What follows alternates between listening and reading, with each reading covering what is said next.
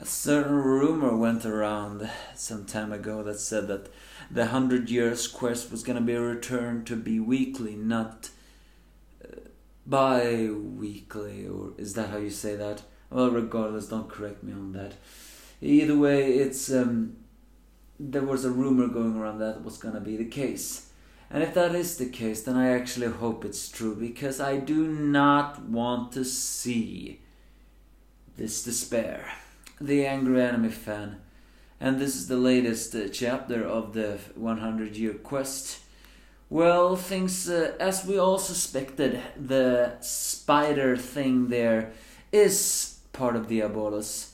And he talks in a Hulk speech, the sticky spider dragon. And Diabolos is indeed on Albion, which is, again, not that surprising. Everyone who we presume, we should all but presume that they will confront every single dragon here. And what makes me so upset, though, is that this dragon slayer is able to trap Wendy, and Wendy can get out. The name of the sticky dragon is Nebal, and he wants to eat, Wendy, because he can sense it. She's a dragon. This seems to create a different story, so to speak. Well, not a different story. What I mean by that is a common complaint that many people have is that if dragons were extinct, how does these dragon eaters still exist? But again, the 5 dragon gods are not extinct, and this is a different continent. Who knows what could have happened? Acnologia could just not have been on the other continents, Oh, there's another theory that goes around that maybe they ate the dragon bones from the dragons, although that doesn't necessarily answer the question on how they can gain dragon power either. Another theory that you can think about is that dragon lacrimas still appeared, and this does confirm that dragon eaters does think that even dragon lacrima 2nd generation dragon slayers are dragons. So what I'm trying to say through all of this, isn't it possible that they could have devoured even humans who had lacrimas in them? How they obtained their power, I don't know. It's clear that they have eaten dragons. But again, we shouldn't question on how dragons exist or not. The 3 previous ones, Mad Mole, Scullion and Kiria, are all chilling at a place where they are saying that they need to destroy the orbs to weaken Albion before they can devour him. Although Scullion is a bit wondering that Albion can read minds. I'm actually a little bit more curious that if Albion can read minds, then certainly shouldn't he have read the White Mage's actions right now? Or is it possible that he is just waiting for something? Again, he is the most biggest dragon we have ever seen, so him entering a human form seems unlikely. I'm just a little bit more angry over the thing cells. So, and then we have the sexy fight between Ersa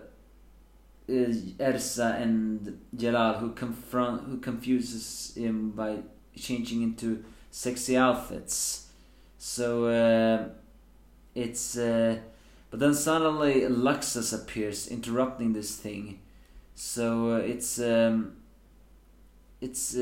creates once again the surprise, the fact that it's this. I mean, sorry about this, but I can see why some people complained about this. But it does seem to create the thing is Jalal's love for Ersa so strong that even with the the brainwashing, he will not hurt Ersa, just everyone else who gets in the way of Ersa. This seems to suggest that is the case. I mean, the shipping here is kind of, oh my god, you are overplaying this a little bit. But who really knows? Either way, Kiria appears again and sees that there is that Luxus is there. So please do not make them lose against Kiria. I have had enough of despair. I need to see some hope here. Grey have tied up the Luxus patriots. Lucy and Loki are still struggling against the two Strauss siblings, when suddenly the machine gets stopped and Natsu gets saved, although the person who saves him saying that he is not saved, because you may become our next meal. He reveals himself as the ghost dragon Riot of the Diabolos. And so these are the two new members that we have been introduced to of Diabolos. And well, this guy looks pretty sickly. But given to the fact that Diabolos was played as such a big threat, it wouldn't surprise me if this guy is gonna defeat Natsu now. It's gonna piss me greatly off if Natsu cannot defeat this guy. Cause come on, this is fairy tale. The heroes are supposed to win. So I mean, yeah, the most awkward thing to see here was undoubtedly the Jalal Ersa moment. Thinking that Jalal was doing all the overplay, Ersa changed into sexy cosplays in order to well distract Jalal.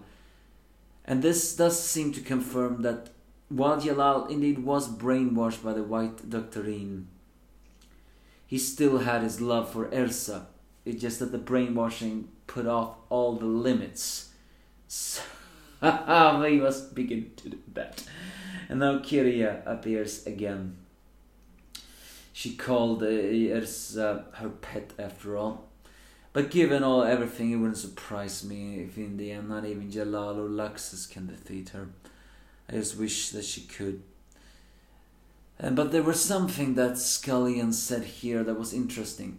A long time ago we was heard that the wood dragon can read hearts and minds. If that is true, then why hasn't he done anything yet? Shouldn't he have been able to read the minds of the White Doctrine?